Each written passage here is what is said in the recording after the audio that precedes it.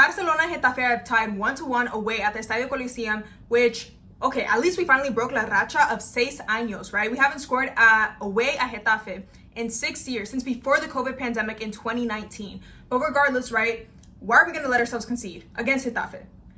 They are so provocative. They don't want you to play football. And if you're going to slip up against any team, Getafe? Because, bro, they will literally poach on any advantage that they can get. But regardless, we come into this match with a fairly strong starting 11, right? We got Lewandowski up top, Rafinha and Lamine on the wings, Gavi is our 10 again, Pedri, Casado is our double pivot, Balde, Kunde, Cubarsí, Araujo, and Peña in goal. Okay, we come in pretty threatening. We're matching their intensity. Within the first minute, we have like our first shot on goal. It's from Lamine. It's a header. It doesn't go in, obviously. It's just over top. And like I mentioned, we did have a goal. It comes off of like a little 1-2 moment that Lewandowski has. It's like 2 moments throughout this whole game that Lewandowski even showed up, and this was like the first one, okay? But does that little 1-2, passes it off to Pedri, who gives a magnificent ball through the legs of a Getafe defender, who really, it just slices through defense. It puts them all to sleep.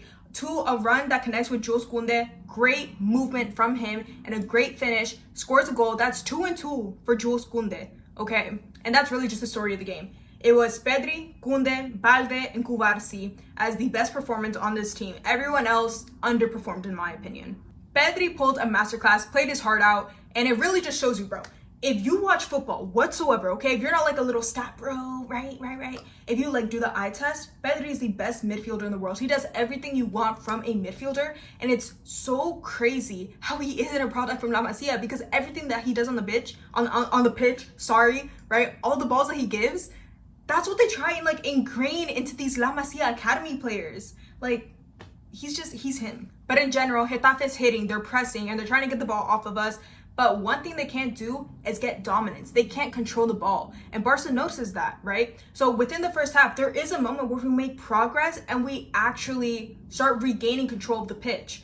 We start spreading out, because what Getafe does, they're like little cucarachas, bro. They like, on one player, they get like 2 and 3 on you. So Barca starts spreading out more, because then it spreads Getafe out thinner. And because of that, there's like gaps of space. There's like little alleyways. But of course, like, all this progress gets interrupted because Getafe starts fouling us like crazy. Also notably, in the first half, Ambari does score and equalizes 1-1. And that's off of a cross that Getafe gives. Koundé is left with 2 men, right? And he's watching Uche in Barca's half, but Kova's left to his backside. Kova gets the ball, he connects, he shoots it, and Iñaki Peña makes a good save. But unfortunately, it reflects off, and like, bro, Ambari is literally just there. He is just there and happens to get hit by the ball, which goes into the net. There wasn't much Iñaki Peña could have done by that point. It was just like very unfortunate events. So that takes us into halftime, where Hansi Flick obviously doesn't give up. I think Hansi Flick did what he could for this match. He made early subs. He was trying to ensure that we had the intensity. We could like keep up with the physicality and tenacity of Getafe. Within that halftime, right, he subs out Casado, who was getting beat out again from the intensity and from the physicality. He's a smaller guy, and he puts in Frenkie de Jong. Personally, I don't think Frenkie would be the first person I would put in, because intensity, physicality, that doesn't equate to Frenkie at this point. But Frenkie, I mean, he comes in, he does decently. I won't say that he really made like any big contributions to the match. He had some decent moments of distribution. He did have one shot in the second half that Soraya did save, which I will say is good on Frenkie. Another sub that we saw early on was Gavi out for Dani Olmo. Gavi wasn't doing bad. Within the first half, actually, he was helping a bit in the intensity, though he couldn't really rein in dominance. He was having a hard time like stringing together any passes. But yeah, Dani Olmo comes in for Gavi.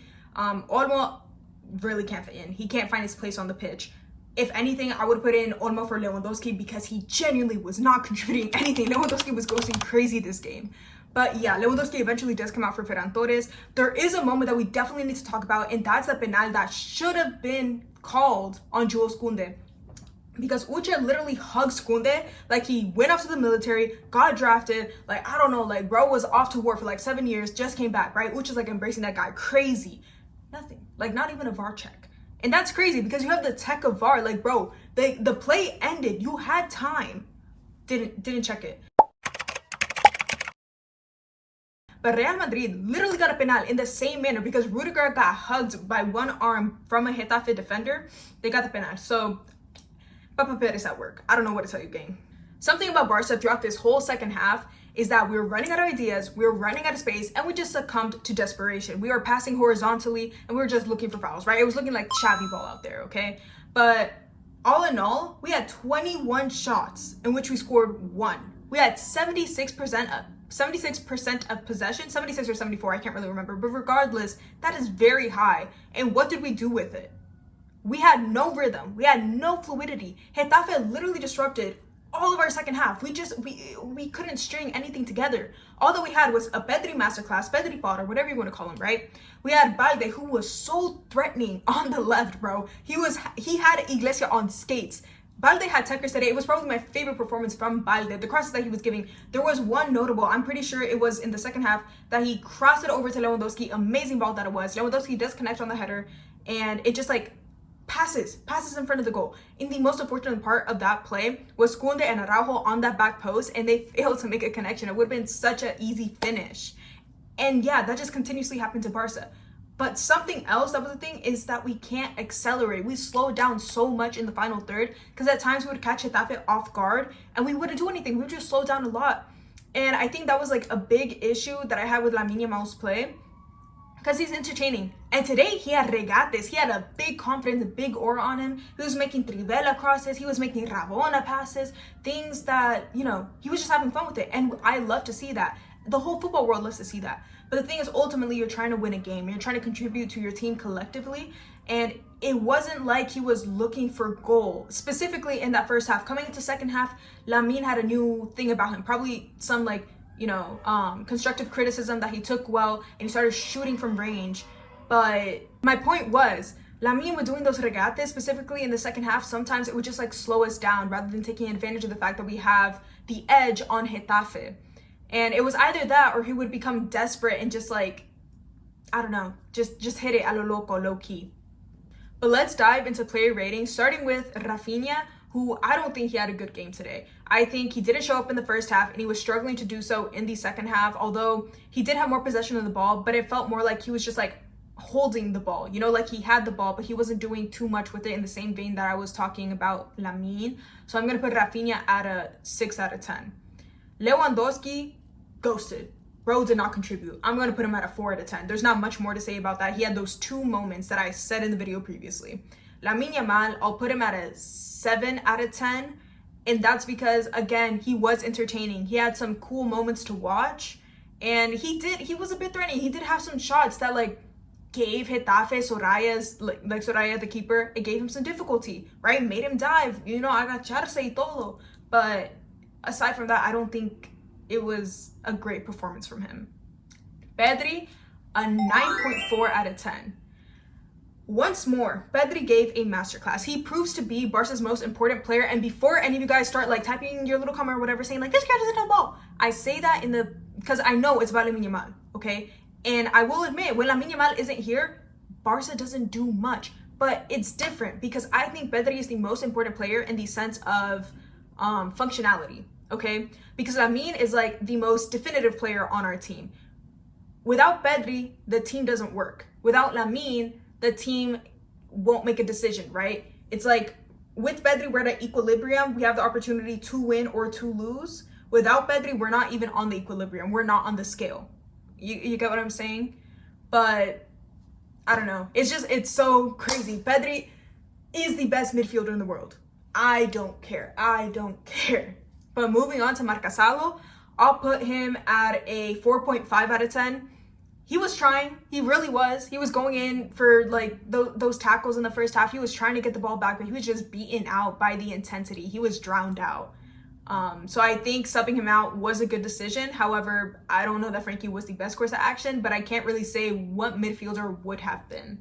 Now for Balde, I'm going to put him at an 8.5 out of 10. I think Balde had a really good game. He had techers, bro. Oh my gosh. He was giving, what's his name? Duarte and Iglesias so many problems. He had them on skates. I really loved the balls and the crosses that Balde was giving. He was even like stepping into that central zone, connecting with Pedri very well, stringing good passes.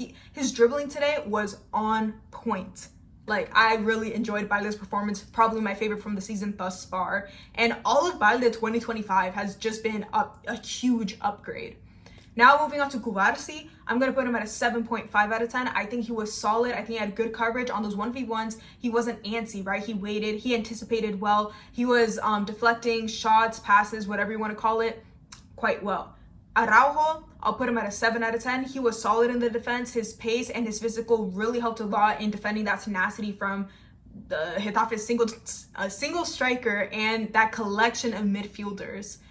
Moving on to Koundé, proves to be the best right back in the world, in my opinion. But it's so insane to think about the fact that he's, a few seasons ago, he was a center back, and so like stubbornly so that he was frustrated and unhappy at Barca, and now he's just transformed into like a whole different level, right? Last match, we saw little moments of like a Dani Alves regen, except, you know, with morals and, you know, not a criminal. But I really enjoy watching Koundé's game, especially now that he's feeling more confident in that attacking aspect, because it's not that he wouldn't attack previously. We all know that he would do overlapping runs and really have Lamine Yamal up top. But now he's stepping into that central zone. Now he's like genuinely looking to score. Like he wants to be the one to to finish goals, to define goals. So I really like seeing this confidence on him, especially since I wavered with that error earlier in the season. But yeah, really good from Jules Koundé. Now for Iñaki Peña, I'm going to put him at an 8 out of 10. I genuinely didn't see any like glaringly obvious errors in his game today. I think he had some good saves throughout the match. His distribution, per usual, was like fine. His footwork for those like few moments that we saw it was good.